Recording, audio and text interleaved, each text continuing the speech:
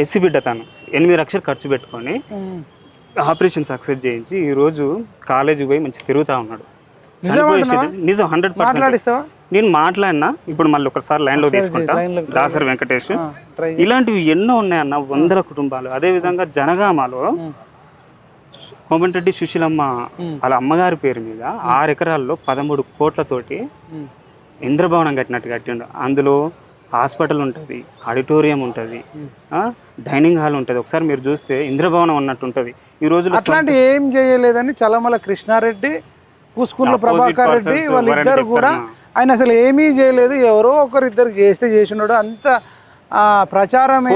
జనగానికి పోదాం, ఛాలెంజ్ ఇప్పుడు పోదామా? కూసుకుల్ల ప్రభాకర్ రెడ్డికి చలమల కృష్ణారెడ్డి ఛాలెంజ్ చేస్తా ఉందన్న. అది వాస్తవం. అది కూడా ఎప్పుడంటే ఇక్కడ ఆయన గొప్పతనం ఏం మాట్లాడుకోవాలంటే, అందరూ అధికారంలో ఉన్నప్పుడు చేస్తారు. అంటే ఆయన ఎమ్మెల్యేగా ఎంపీగా ఉన్నప్పుడు చేస్తారు.